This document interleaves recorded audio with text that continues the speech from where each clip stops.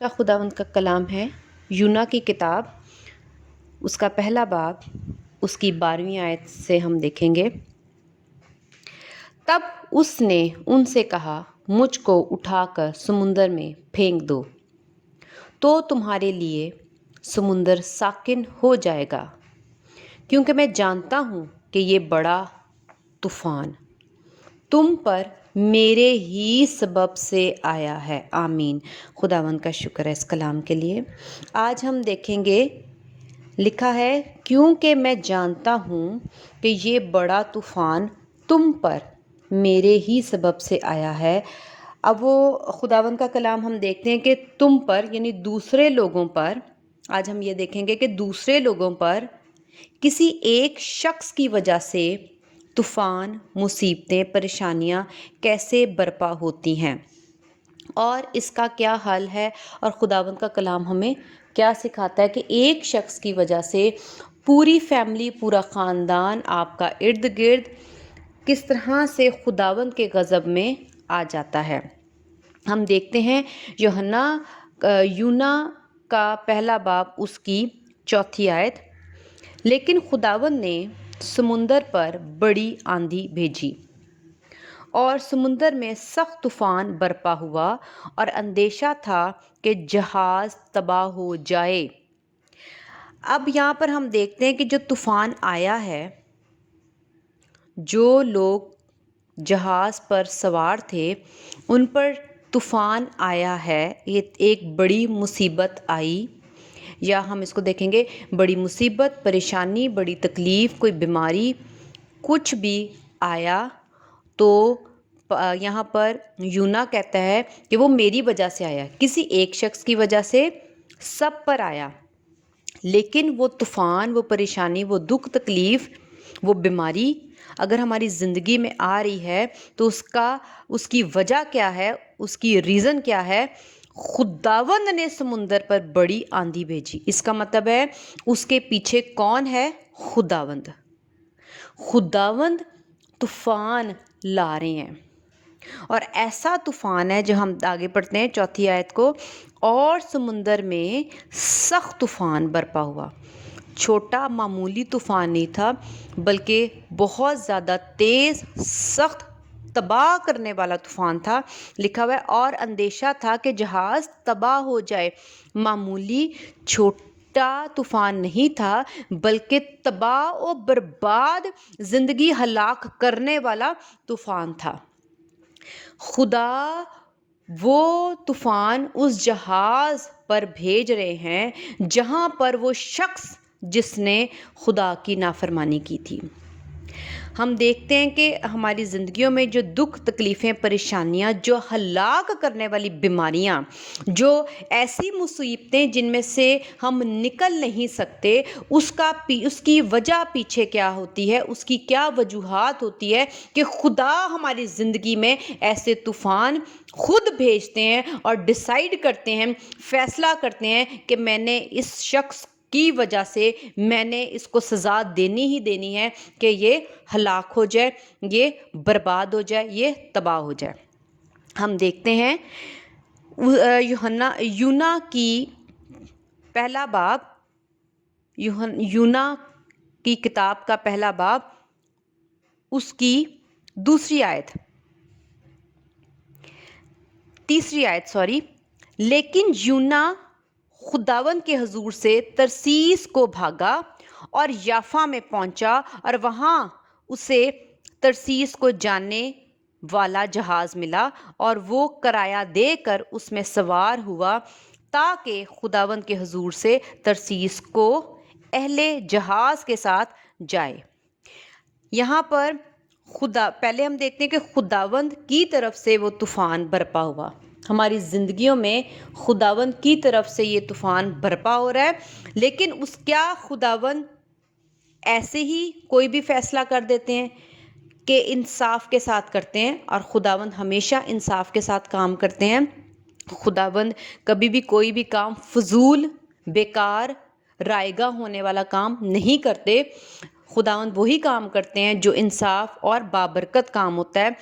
یہاں پر لکھا ہوا ہے کہ یونا خداوند کے حضور سے ترسیس کو بھاگا۔ اب خدا نے یونا کو ایک خدمت دی، کام دیا کہ اس کو ہم پہلی آیت میں پڑھتے ہیں، دوسری آیت میں پڑھتے ہیں، لکھا ہے کہ اٹھ اس بڑے شہر نینوا کو جا اور اس کے خلاف منادی کر، کیونکہ ان کی شرارت میرے حضور پہنچی ہے۔ اب خداوند نے اس کو یونا کو ایک خدمت دی، ایک کام دیا اور اسے ایک حکم دیا کہ یہ تو میرے لیے کر۔ جب یونا نے خدا کی نافرمانی کی، خدا کا حکم نہ مانا، خداوند کی خدمت کا انکار کیا، جیسا خداوند چاہتے تھے ویسا نہ کیا، تو خدا کو غصہ آیا۔ خداوند نے جہاں پر وہ جا رہا تھا اور جس جہاز پر سوار ہو گیا، اس جہاز کو خداوند نے طوفان میں پھنسا دیا، تاکہ وہ طوفان اس بڑے طوفان میں تباہ اور برباد ہو جائے، ہلاک ہو جائے، مر جائے، کیونکہ گناہ کی مزدوری موت ہے۔ اور گناہ کیا ہے؟ خدا کی نافرمانی کرنی، جیسے ہم خدا کے کلام پیدائش میں بھی ہم دیکھتے ہیں کہ حوا اور آدم نے جب گناہ کیا تو خدا نے ان کو اپنی حضوری سے نکال دیا۔ اسی طرح جو کوئی بھی خدا کے کلام کے خلاف، خدا کے حکم کی نافرمانی کرے گا، خدا اس پر سخت اپنا جو قہر ہے، غضب ہے، تباہ کرنے کے لیے خداوند جو اپنا ہاتھ بڑھاتے ہیں۔ ہم اس میں بھی یہی دیکھ رہے ہیں کہ خداوند نے بڑھایا۔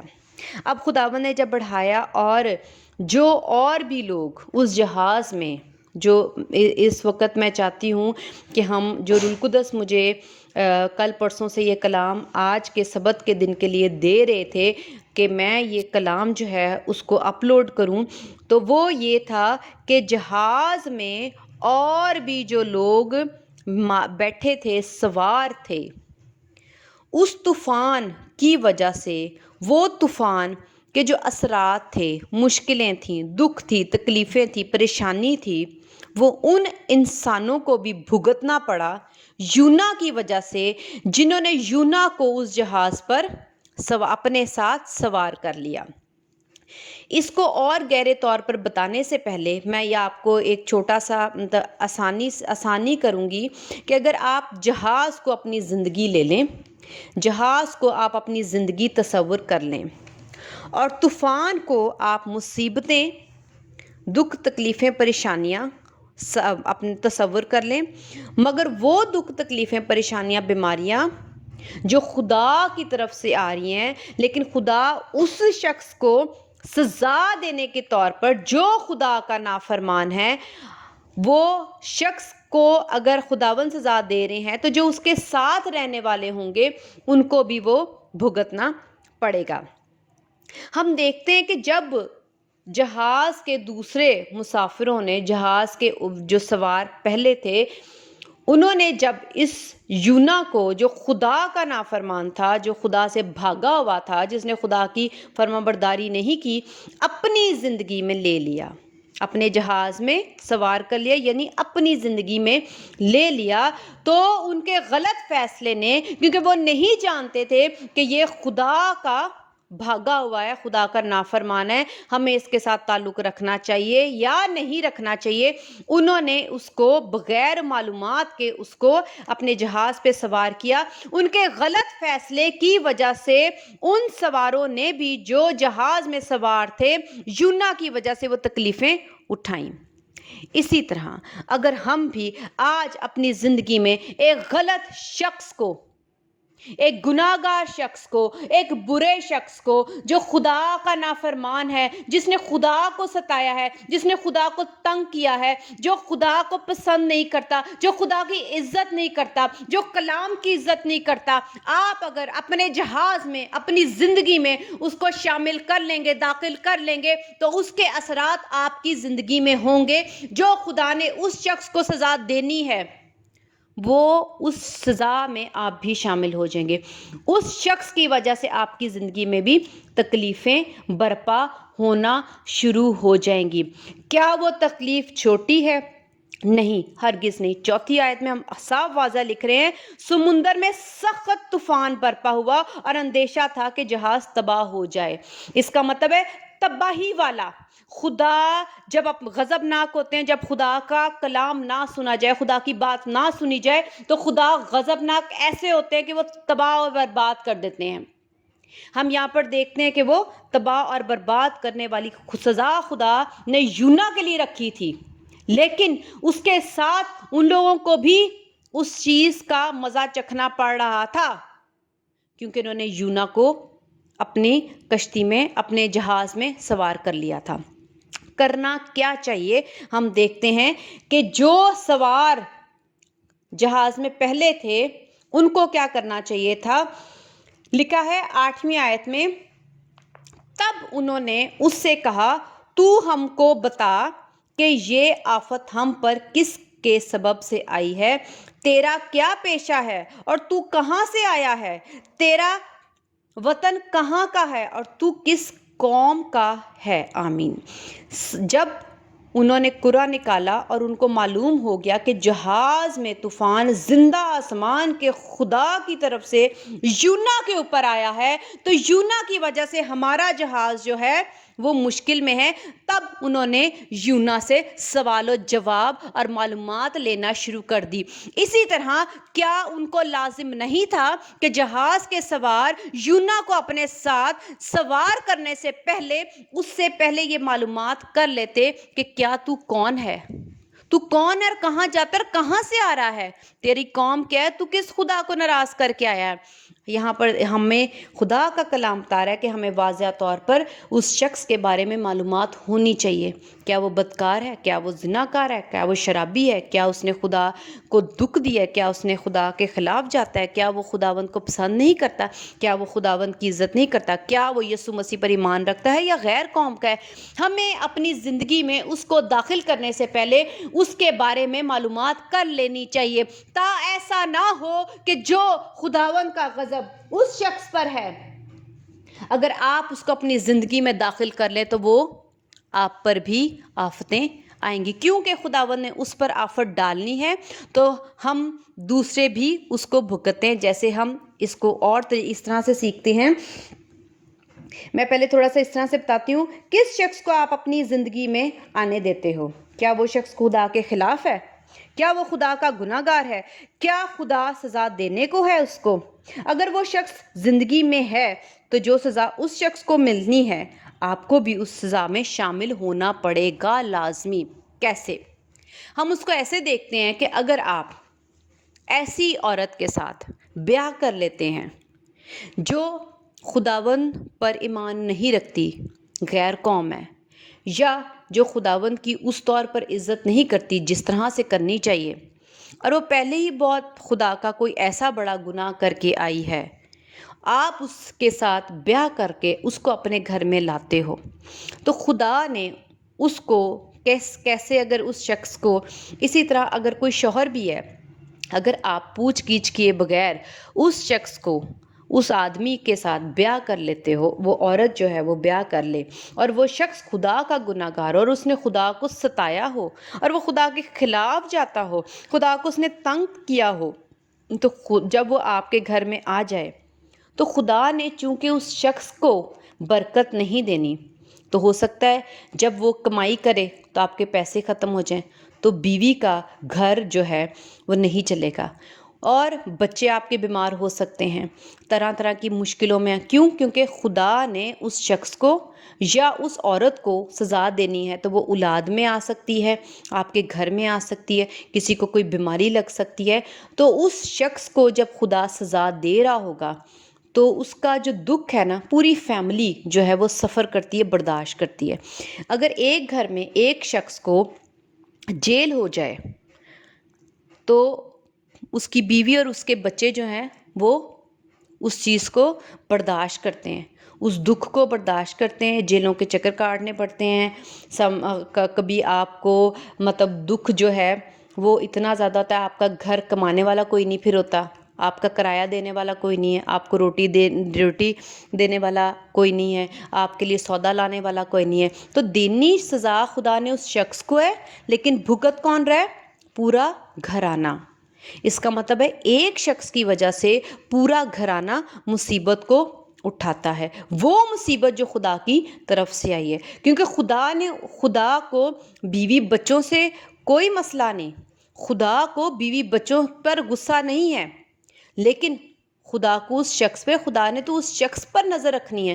خدا نے تو اس شخص کے لیے سزا جو ہے رکھی ہوئی ہے، سزا اس شخص کے لیے رکھی ہوئی ہے. جب اس کو خدا سزا دیں گے، چونکہ ہمارا تعلق اس کے ساتھ ہے، تو ہم آٹومیٹکلی اسی سزا میں، دکھ میں ہم بھی پسیں گے، ہمیں بھی اس میں رونا پڑے گا، دانت پیسنا پڑیں گے، ہمیں بھی وہ تکلیفیں اٹھانی پڑیں گی، ہمیں بھی اپنی زندگی اسی میں برداشت کرنی پڑے گی. اسی طرح وہ عورت ہو یا شوہر، خدا نے جو خدا کے خلاف ہوگا اس کو خداوند جو ہے جب سزا دیں گے تو پورا گھرانہ اس سزا کو بھگتے گا. جیسے یونا کی غلطی تھی، گناہ تھا، اور خدا نے یونا کو سزا دینی تھی، لیکن جو مسافر اس کے اندر سوار جہاز والے تھے ان کو بھی وہ سب کچھ برداشت کرنا پڑا. وہ ڈر، خوف، موت کا ڈر، وہ ہلاکت کا ڈر، تباہ اور برباد ہونے کا ڈر جو تھا وہ دوسرے سوار میں بھی آ گیا، اور وہ بہت خوف زدہ ہو گئے اور بہت ڈر گئے تھے. کیونکہ وہ طوفان بہت زیادہ سخت اور تباہ کرنے والا تھا. تو اگر ہم بھی غلط فیصلہ کریں گے تو ایسا ہی ہوگا. اگر ہمیں چاہیے کہ ہم اس شخص کے بارے میں ہم ضرور جانیں، لیکن یہ صرف ایک شادی بیاہ کا مسئلہ نہیں. اگر آپ اپنے کسی دوست کو بھی اپنی زندگی میں چنتے ہو تو آپ یہ غور کریں، آپ اس کو دیکھ لو، کیا یہ مسیح یسوع کی اتنی ہی عزت کرتا ہے؟ کیا یہ خدا کا گناہ گار تو نہیں؟ کیا یہ خدا کو ستانے والا تو نہیں؟ آپ اس کے چال چلن سے اندازہ لگا سکتے ہیں. بائبل مقدس کہتی ہے کہ درخت اپنے پھلوں سے پہچانا جاتا ہے. آپ اس کے اعمال سے پہچان سکتے ہو کہ کیا یہ شخص جو ہے خدا کو راضی کرنے والا ہے یا خدا کو ناراض کرنے والا ہے.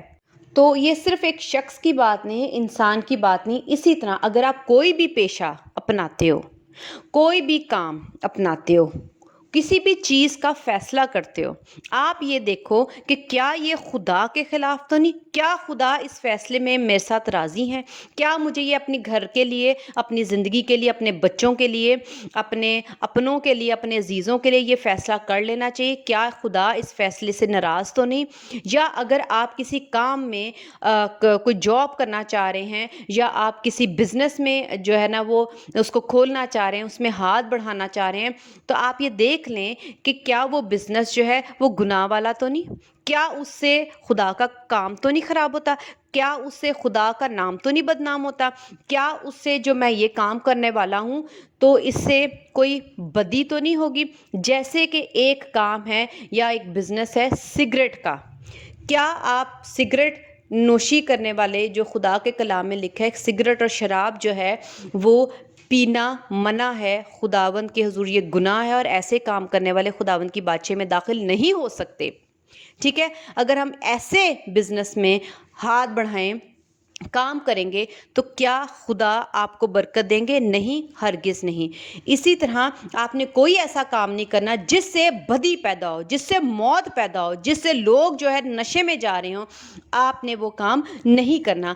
اسی طرح کوئی بھی آپ کا کوئی پیشہ ہے، کوئی جاب ہے، جیسے آپ کوئی ایسی جاب کرتے ہیں، جیسے ہم دیکھتے ہیں کہ کوئی ایسی جاب ہے جیسے موویز میں کام کرنا ہے، یا کوئی ایسا کام جو کہ فحاشی ہے، جو کہ شہوت پرستی کا کام ہے، جو کہ برا ہے. آپ وہ کام نہ کریں جس میں آپ کو پتہ ہو کہ خدا اس کے ساتھ نہیں ہے، خدا اس سے راضی نہیں ہے. میں ایسے کام کروں گا تو میں اس سے ناراض خدا مجھ سے ناراض ہو جائیں گے، اسی لیے آپ نے ایسا کوئی کام نہیں کرنا. تو جو کوئی بھی چیز ہو، آپ اس سے پہلے دیکھ لیں کہ خدا اس سے ناراض تو نہیں. اگر ناراض ہیں اور آپ نے وہ کام پکڑ لیا ہے اور وہ کرنا شروع کر دیا ہے، وہ جاب ہو، کوئی کام ہو، آپ کا کوئی شخص ہو، کوئی دوست ہو، کوئی آپ کسی کے ساتھ شادی بیاہ کر رہے ہوں، وہ اگر آپ ایسے کوئی کام کرتے ہیں تو اس کے پیچھے بیک گراؤنڈ جو ہے وہ آپ دیکھ لیں کہ آپ خدا اس سے ناراض تو نہیں. اگر آپ نے ایسے لوگوں کو، ایسے شخص کو یا آپ نے ایسے کام کو، پروفیشن کو، آپ نے ایسی جاب کو، ایسی نوکری کو ہاتھ میں لے لیا ہے جسے خدا راضی نہیں، تو طوفان، بلکہ سخت طوفان، تباہ کرنے والا طوفان آپ کی زندگی میں آئے گا۔ اور آپ کی زندگی میں تو آئے گا، لیکن اگر آپ دوسرے شخص کو جو کہ ایسا کرتا ہے اس کو اپنی زندگی میں شامل کر لیتے ہیں، تو وہ جہاز جو ہے، جو آپ کی زندگی کا جہاز ہے، وہ بھی ڈوبے گا اور آپ دوسروں کو بھی برباد کر دیں گے۔ ہم اس کو اور دیکھتے یونا کی کتاب، اس کا پہلا باب، اس کی 7ویں آیت سے، اور انہوں نے آپس میں کہا، آؤ ہم کرہ ڈال کر دیکھیں کہ یہ آفت ہم پر کس کے سبب سے آئی۔ اب ان کو جب انہوں نے کرہ ڈالا، آگے لکھا ہوا ہے، چنانچہ انہوں نے کرہ ڈالا اور یونا کا نام نکلا۔ یعنی ان کو کنفرم پتا چل گیا تھا، ان کو صحیح طور پر پتا چل گیا تھا، واضح طور پر پتا چل گیا تھا، کلیئر پتا چل گیا تھا کہ یونا کی وجہ سے ہماری زندگی جو ہے تباہ اور برباد ہو رہی ہے۔ یہ مصیبتیں، یہ آفتیں جو خدا غضبناک ہے اور ہمیں ہلاک کرنے کو ہے، تباہ کرنے کو ہے، یہ یونا کی وجہ سے۔ کیا آپ نے کبھی کوشش کی کہ آپ کو معلوم ہو کہ آپ کے گھر میں بے برکتی، دکھ، تکلیفیں، پریشانیاں کس شخص کی وجہ سے ہیں؟ کیا آپ کے گھر میں کوئی ایسا شخص ہے جو خدا کے خلاف جا رہا ہے اور آپ اس کی وجہ سے یعنی تباہی اور بربادی میں ہیں؟ ہم آگے دیکھتے ہیں کہ لکھا ہوا ہے 12ویں آیت میں، تب اس نے ان سے کہا، مجھ کو اٹھا کر سمندر میں پھینک دو۔ اب جب تک آپ اس شخص کو دیکھو جس کی وجہ سے آپ کی زندگی میں دکھ، تکلیف، پریشانیاں ہیں، آپ اس کو نکال کر باہر، اس نے خود کہا کہ مجھے باہر پھینک دو، لکھا ہوا ہے پھینک دو تو تمہارے لیے سمندر ساکن ہو جائے گا، کیونکہ میں جانتا ہوں کہ یہ بڑا طوفان تم پر میرے ہی سبب سے آیا ہے۔